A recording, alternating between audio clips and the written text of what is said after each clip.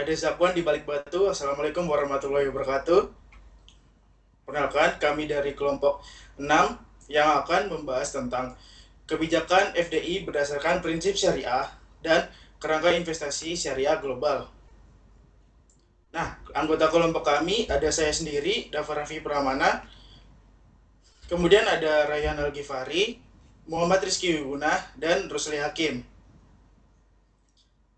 Langsung saja kita masuk ke materi yang pertama, yaitu konsep FDI dalam perspektif Islam. Nah, mulai dari pengertian dari FDI sendiri. FDI itu apa sih? FDI itu adalah singkatan dari Foreign Direct Investment, yang mana itu adalah salah satu bentuk investasi asing yang bersifat jangka menengah atau panjang yang dilakukan oleh investor baik menggunakan modal asing sepenuhnya maupun berkolaborasi dengan investor domestik. Nah, FDI merupakan salah satu instrumen penting dalam mendorong pertumbuhan ekonomi suatu negara, terutama melalui peningkatan modal, transfer teknologi, dan penciptaan lapangan kerja. Dalam perspektif ekonomi Islam, FDI tidak hanya dinilai dari aspek keuntungan material semata, melainkan juga harus selaras dengan prinsip-prinsip syariah yang menekankan keadilan, keberlanjutan, dan kemaslahatan bersama. Hal ini didasarkan pada fondasi utama ekonomi Islam, yaitu tauhid, keadilan, dan persaudaraan. Berdasarkan landasan tersebut, terdapat 3 prinsip utama dalam menilai dan mengembangkan FDI dalam perspektif Islam. Yang pertama ada prinsip keadilan atau al-adl, di mana keadilan merupakan prinsip fundamental sekaligus urat nadi dalam setiap aktivitas ekonomi Islam, termasuk dalam praktek FDI. Dalam konteks ini, keadilan diwujudkan melalui skema kerjasama yang setara, transparan, dan dilandasi oleh prinsip kerelaan kedua belah pihak, sehingga hubungan antara investor asing dan negara penerima tidak bersifat asimetris. Kemudian, prinsip yang kedua ada tidak eksploitatif atau ghoir istiqlal. Prinsip ini adalah larangan terhadap praktik eksploitasi yang mencakup berbagai bentuk ketidakadilan seperti eksploitasi tenaga kerja, sumber daya alam, maupun ketimpangan dalam pembagian keuntungan. Dalam ekonomi Islam, praktik eksploitasi dilarang karena bertentangan dengan nilai moral dan etika yang berlandaskan tauhid, yaitu kesatuan antara dimensi spiritual dan aktivitas ekonomi. FDI yang sesuai dengan prinsip Islam harus menghindari penggunaan tenaga kerja dengan upah rendah tanpa perlindungan yang layak, eksploitasi sumber daya alam secara berlebihan tanpa memperhatikan keberlanjutan, dan yang ketiga praktik monopoli atau dominasi pasar yang merugikan perilaku usaha lokal. Prinsip yang ketiga dan yang terakhir adalah masalah bersama. Masalah merupakan konsep penting dalam Islam yang merujuk pada kemanfaatan atau kebaikan bagi masyarakat secara luas, sehingga menjadi tujuan utama dalam setiap aktivitas ekonomi termasuk FDI itu sendiri. Dalam konteks ini, investasi tidak hanya dinilai dari keuntungan finansial, tetapi juga dari kontribusinya terhadap kesejahteraan sosial dan pembangunan ekonomi yang inklusif. Hal ini sejalan dengan pandangan bahwa investasi ideal harus mampu memberikan dampak positif seperti penguraian kemiskinan, peningkatan akses pendidikan, serta mendorong pembangunan berkelanjutan. Secara operasional, tujuan akhir dari FDI berbasis syariah adalah tercapainya masalah yang diukur melalui parameter makosid syariah. Adapun FDI yang berbasis masalah harus memenuhi beberapa kriteria utama, yaitu memberikan manfaat ekonomi bagi masyarakat luas, tidak merusak lingkungan, mendorong pemerataan pembangunan, dan mendukung sektor-sektor strategis seperti pendidikan, kesehatan, dan industri halal. Selanjutnya kita akan membahas peran SDP yang akan dilanjutkan oleh teman saya. Baik, selanjutnya saya akan menjelaskan materi tentang peran ISDB, ICD, dan ICIC dalam mendorong investasi syariah secara global. Materi ini merupakan materi lanjutan dari teman saya yang sudah memaparkan presentasi sebelumnya. Baik, pertama kita bakal menjelaskan terkait Islamic Development Bank atau ISDB. Tapi di sini secara singkatnya profil dari ISDB ini itu merupakan sebuah lembaga keuangan pembangunan multilateral. Jadi dia pembangunan sebuah lembaga lah yang dikelola oleh banyak negara gitu. Nah, jadi tujuannya dari ISDB ini itu untuk menghindari apa ya? Untuk menghindari dari praktik-praktik ribawi yang ada pada yang biasanya dikelola oleh lembaga konvensional eh, pada pembiayaan luar negara yang masuk ke dalam suatu negeri gitu ya. Jadi ini dia tuh nggak berorientasi pada profit yang tinggi, melainkan dia menciptakan sebuah maslahah untuk masyarakat luas dan juga penghapusan praktik ribawi. Keunggulannya apa? Karena dia disokong oleh negara-negara kaya dari Timur Tengah, contohnya kayak UAE, Unit Emirat Arab, maka kapasitas modal dia tuh lumayan besar dan masif gitu ya. Serta diplomasi dari negara-negara Timur Tengah itu lumayan kuat di bagian ekonomi. Nah, itu juga anggota-anggota dari ISDB ini merupakan anggota juga dari OKI, Organisasi Kerjasama Islam gitu ya. OKI. Nah, peran ISDB-nya apa dalam FDI, dalam Foreign Direct Investment? Peran mereka itu yang pertama itu membangun infrastruktur. Jadi ada proyek-proyek strategis milik sebuah pemerintah ya khususnya, misalkan dalam sektor energi atau transportasi. Nah, jadi mereka ini kayak ngebangun infrastrukturnya biar mempermudah proyek strategis pemerintah dengan instrumen apa? Instrumen istisna akadnya serta instrumen ijaroh. Tujuannya buat menurunin nih biaya-biaya logistik yang diperlukan investor dalam pembangunan proyek strategis tersebut. Terus selanjutnya adalah katalisator likuiditas. Nah, jadi selain dia membiayai proyek strategis pemerintah, dia juga sebagai penyedia likuiditas gitu ya. Dia juga menerbitkan sukuk global atau yang tingkatnya itu investment grade gitu ya untuk memobilisasi dana dan menyediakan instrumen investasi syariah yang aman dan stabil gitu ya. Terus selanjutnya yang ketiga dia membantu perbaikan iklim dari investasi.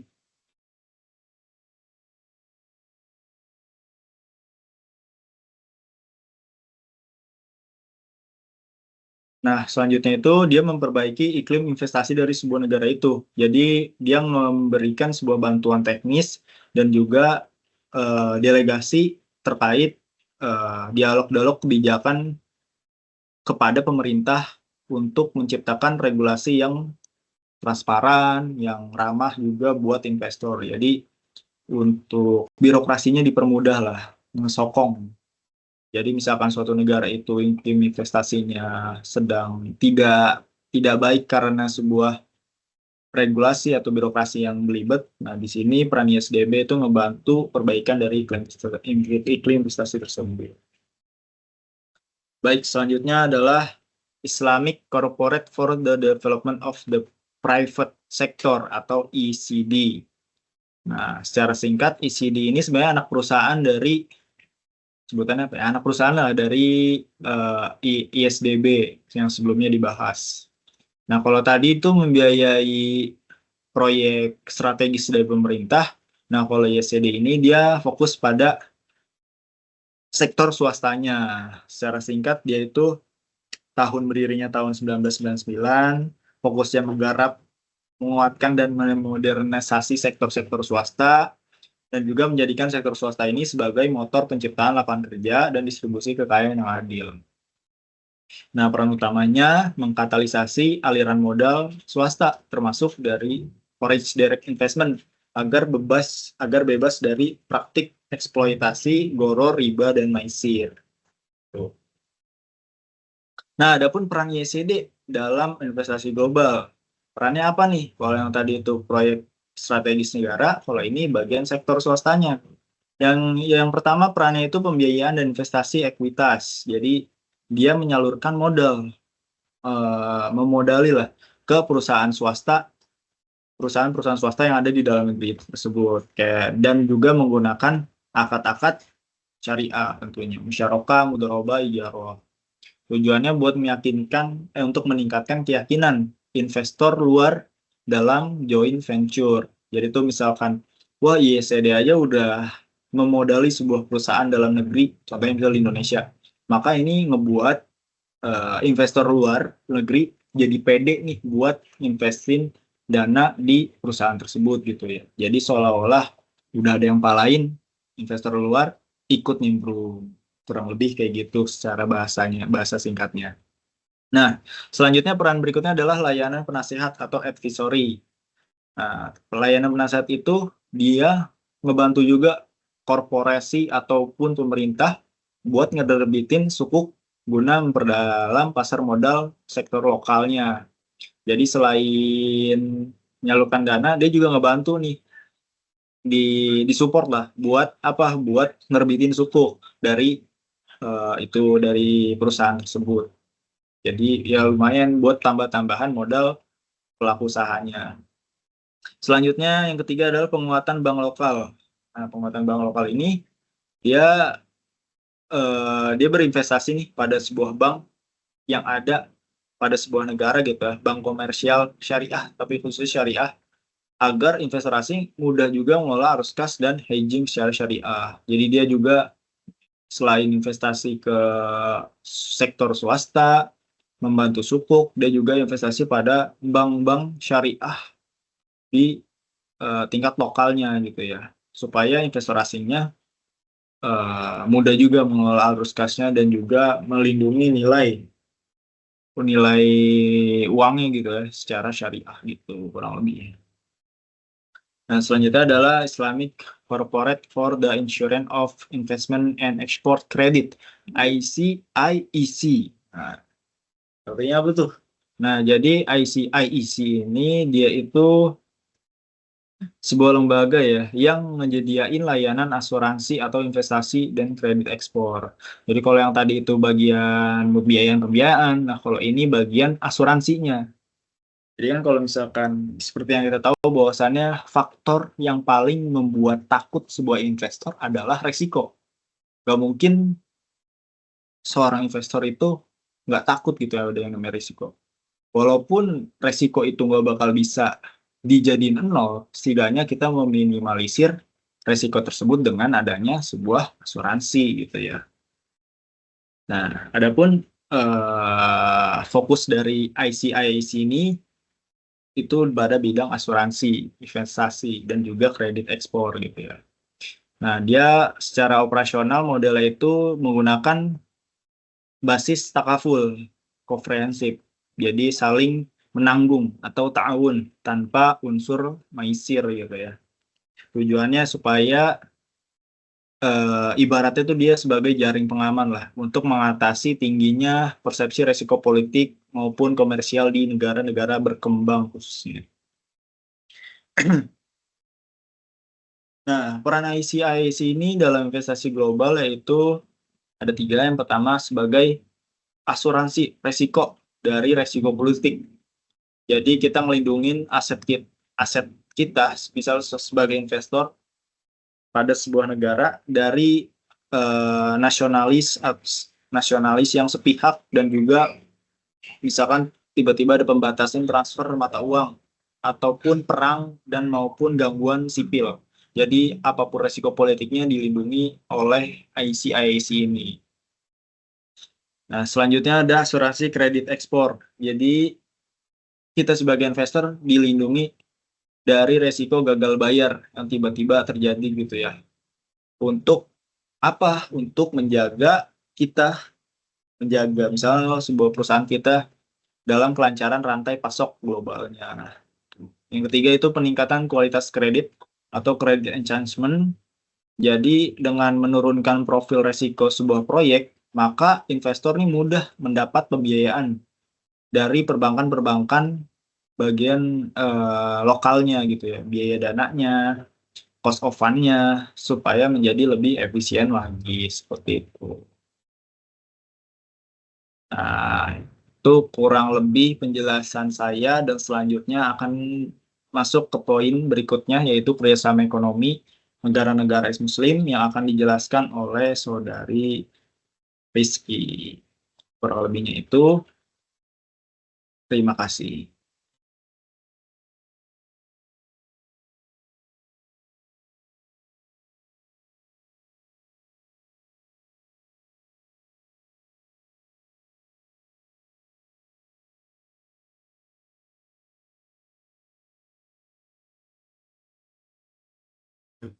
Baik, selanjutnya pada bagian ini kita akan membahas bagaimana negara-negara Muslim bekerja sama dalam bidang ekonomi, yang dimana kerjasama tersebut dilakukan melalui organisasi internasional maupun regional seperti OKI, D8, dan ASEAN Islamic Finance.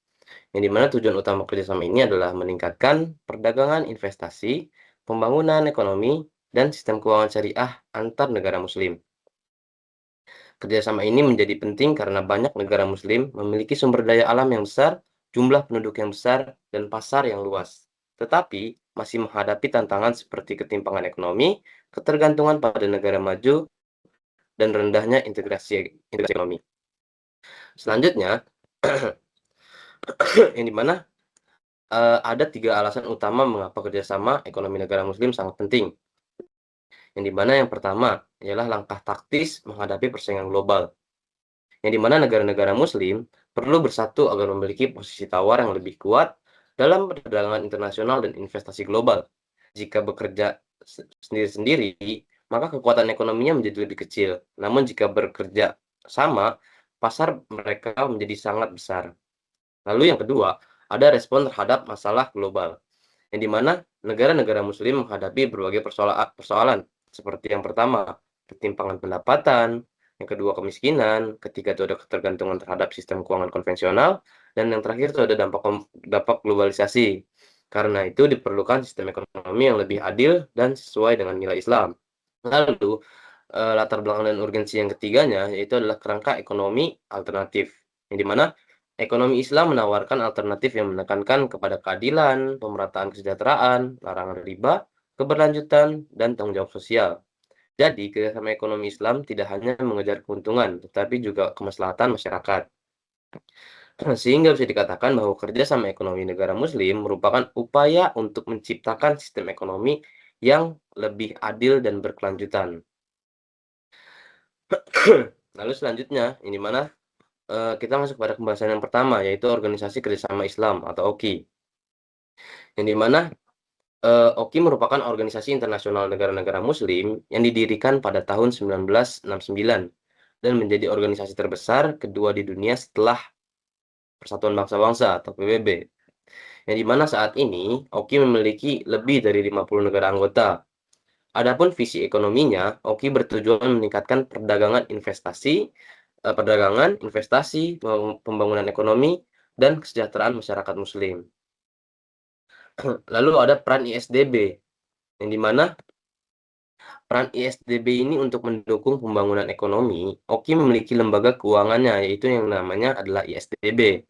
ISDB membantu pembiayaan infrastruktur, pendidikan, kesehatan, energi, serta proyek pembangunan di negara anggota. Lalu ada TPS OIC, yaitu OKI juga memiliki program TPS OIC atau Trade Preferential System yang bertujuan mengurangi hambatan perdagangan antar negara anggota, sehingga ekspor dan impor menjadi lebih mudah. Adapun tujuan utamanya adalah terciptanya kesejahteraan umat melalui yang pertama keadilan ekonomi, pemerataan kekayaan,